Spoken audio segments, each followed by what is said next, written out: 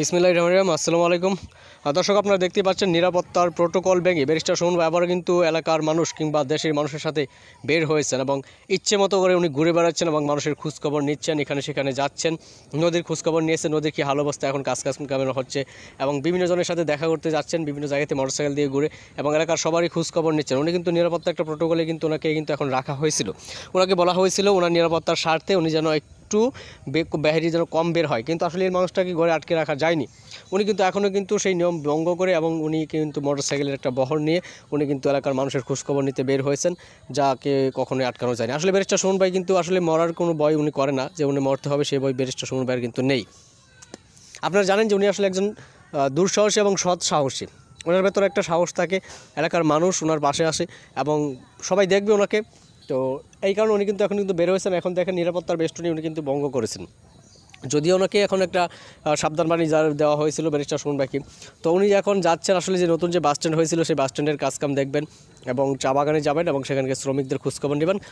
পাশাপাশি উনি আরও কিছু কাজ করবেন এবং এক জায়গাতে সামান্য একটা মিটিং আছে, ছোটোখাটো একটা মিটিং আছে এবং সেখানে গিয়ে উনি সৌজন্য বক্তব্য দেবেন এবং সবার সাথে কুশল বিনিময় করবেন। আর সেই কারণে উনি বের হয়েছেন। আপনারা দেখতে পাচ্ছেন যে মোটরসাইকেলে করে ব্যারিস্টার সুমন ভাই কিন্তু আসলে একবারে বীরের মতো কিন্তু বের হয়েছেন, ভেতরে কিন্তু একটা ডর ভয় কিন্তু কোনো কিছু কিন্তু ওনার কাছে কিন্তু নেই। তো আমাদের এখানে আমার সাথে আমি যখন বয়স দিচ্ছি, যখন সাইফা আসলে গাছে উঠতেছে, তো তারপরও দেখা যাচ্ছে কি এই একটা রিক্সের মধ্যে আমিও ভাবতেছি ওকে বলবো যে হ্যাঁ নিচে নাম, কিন্তু আফসোস নামতেছে না। তো সাইফা, তো আমিও আসলে ব্যারিস্টার সুমন ভাই এসব দেখে আসলে অভিভূত আর কি।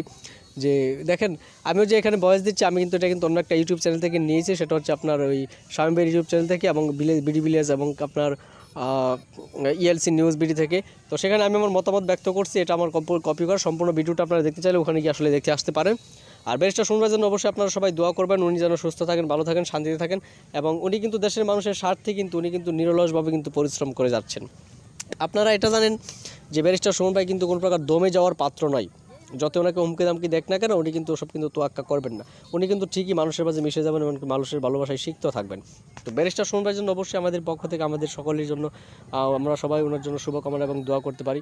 তারা ব্যারিস্টার সুমন ভাই একজন এলাকার উন্নয়নে অনেকগুলি কাজ করেছেন, যা আগের এমপি মন্ত্রী কেউ কিন্তু করতে পারেনি। কিন্তু উনি কিন্তু নিরাপত্তার প্রোটোকল ভেঙেছেন এবং সেটার জন্য কিন্তু ওনাকে জবাবদিহি করতে হতে পারে এবং শোকজ করা হতে পারে, কেননা এটা কিন্তু আপনার ঠিক না। একজন সংসদ সদস্য এভাবে ঘুরতে পারে না, কারণ উনি একজন জনপ্রতিনিধি, কিন্তু উনি জনগণের আশেপাশেই থাকতে চান এবং জনগণের পাশেই উনি থাকতে চান আর কি। আর সেই কারণে কিন্তু ব্যারিস্টার সুমন ভাই কিন্তু বের হয়েছেন, আপনারা দেখেইছেন অনেকেই। তো যাই হোক, সবাই সুস্থ থাকবেন, ভালো থাকবেন। আসসালামু আলাইকুম।